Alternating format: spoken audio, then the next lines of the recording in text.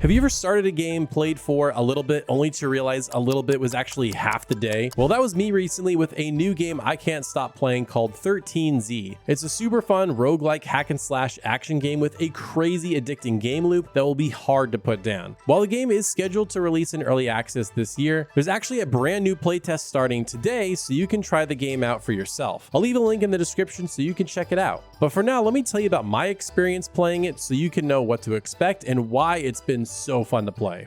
Now, the narrative is light but pretty cool. It revolves around a group of spirit animals completing the Zodiac Trials to become the 13th Eastern Zodiac Guardian, hence the name 13Z. Now, in the full game, there will be 4 animals, a fox, a raven, a panda, and a cat, but in the beta test, there's 2, Lyra the fox and Sylith the raven. Overall, I thought this was a really cool premise and theme for an action game. I really like how the game looks and all the different statues themed around the different Zodiac animals, so if you're into that, you're probably going to like the theming and the aesthetics of this game as well. Now, I do want to mention that the game can be played in co-op with up to 4 players, but for my time, I only got to play it solo. So when the game starts, you'll run through a little bit of a tutorial and you only play as Lyra, and you can unlock Sylith after a few runs. I'll touch on him in a bit, but first I want to talk about the general game loop and what Lyra plays like. So the general game loop is you enter a combat arena, clear it out, earn a random power up, and then move on to the next arena. And eventually there's a couple boss battles culminating in one final boss at the end of the playtest. Now, as far as Lyra goes, she's a sword user, very fast melee character. And what's cool is there's actually 2 swords that she can use. You equip them before you start a run. The first sword is a little bit slower but still fast, and her special is like this AoE spinning attack that can just take out a ton of enemies. And for her second sword, it's a little bit faster, and her special is like this multi-hit spell. It's kind of like a ninja dash attacks where she dashes between enemies. It's very cool. And I gotta say, the controls feel amazing. I mean, I think that's key to any action game. Just the moment-to-moment movement and the moment-to-moment flow feels good, and it feels amazing here in 13Z. And you have like such a diverse moveset. You have like a basic attack, a secondary attack, a special attack. You can double jump, you can dash, and if you dash at just the right time, you can counter enemies. And then if you hold down the dash, you can sprint and turn into your animal. And the thing I liked about 13Z is that the game's enemies are actually built around your moveset instead of the 2 of them kind of being designed separately, and they don't really make sense when they come together. Like the enemies that can fly, you have a double jump, so you can jump up and hit them. There's a lot of ranged enemies, and again, if you dash at just the right time, it slows down the game. You can throw a counter attack at them, and overall, it just feels amazing. Now, Sylith, on the other hand, is more of a ranged user, and he only has 1 weapon that you can use. So he can kind of throw out these like sharp feathers, it looks like, and then he can also throw out a raven that just runs into enemies, and his special move is this AoE attack where he hovers and you can still toss around feathers. Now, he can fly as the raven, but he doesn't sprint quite as fast as Lyra when she turns into the fox. And he was a really fun change of pace character after 3 runs with Lyra, and then when I unlocked him, it was cool to try him out, but personally I prefer Lyra, but both of them are really fun. Now let's get into the power-ups, because that's what differentiates each run. Once you complete an arena, you'll get a power-up, and each of them are tied to different elements, either water, fire, mountain, heaven, or lightning. And what's cool is if you accumulate more of the same type of element, they'll get more powerful. So water is almost more ice, like you can kind of build up like these freezing abilities, or you do frost damage. And I got this one super broken build that is the one I ended up completing the game with, or the playtest with rather. And in that build, I got a ton of extra HP. I got this ability where if I attacked frozen enemies, I could get HP back. So I just pretty much could never die. With fire, it's kind of more about just raw damage, and then you can do damage over time. You like burn enemies. So fire is a pretty fun one. Mountain, as you might imagine, is more defensive based. You can get like a shield that builds up, and that'll have to tick away before the enemies hit your actual HP. Heaven is more about building up critical strike chances, so your percentage will build up. There's also some healing abilities with that as well. And then lightning is super cool, because what lightning does, you kind of drop these like little lightning orbs on enemies, and it's more about like dashing between them and doing big group damage. And honestly, each of them have their uses and make each run feel unique. There's not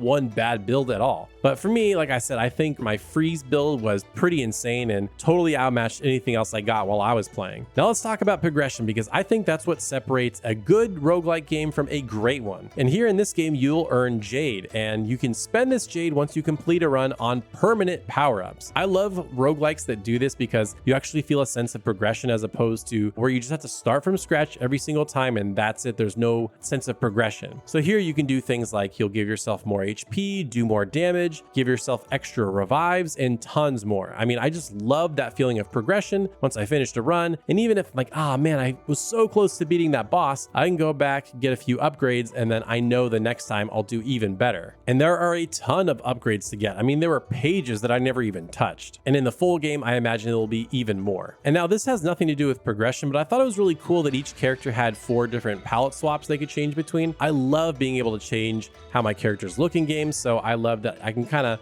toggle between and switch how they looked. And speaking of which, the game runs beautifully at a solid 60 frames per second. I was playing on PC, ran really great. I love that anime art style, and again, just the aesthetics of like bamboo trees and waterfalls and being set in like the Chinese Zodiac theming. I just thought that it all looked really cool. And overall, I had an amazing time with this playtest. Like, I genuinely love roguelikes. Like, I don't talk about them really ever on the channel, but some of those are like some of my all-time favorite games. And here, just the loop and that feeling of one more run was really fun and addicting. Now, of course, this is a playtest, so there are bugs that are to be expected, but I'm sure they're going to get patched out in the final version, so don't be too worried about that. My only negative feedback, if you even want to call it that, is about these pots. So while you play, there's like these pots everywhere, and you can hit them or dash through them and they'll break, and you'd think maybe there'd be a little bit of money or a little bit of health that you'd get back, but I must have smashed literally hundreds of these things, and I didn't get a single item. I got nothing from them. So I don't know if that's a bug. I don't know if the drop rates are tuned like ridiculously low, or that was just a design choice to where they didn't want to include anything in these pots. It just doesn't really make a lot of sense. So my feedback would be either get rid of the pots or put something in them, because being able to smash them and there's nothing in them, just, I don't know, it just didn't feel satisfying. Now, again, if you want to try the playtest for yourself, I'll leave a link in the description that you can check out and you can start playing for yourself today. And I do want to say a special thanks to Mixed Realms PTE for sponsoring this video. Now, by the time this video is live, I might be live streaming or just finishing live streaming, so be sure to check that out and be sure to subscribe so you don't miss any upcoming videos.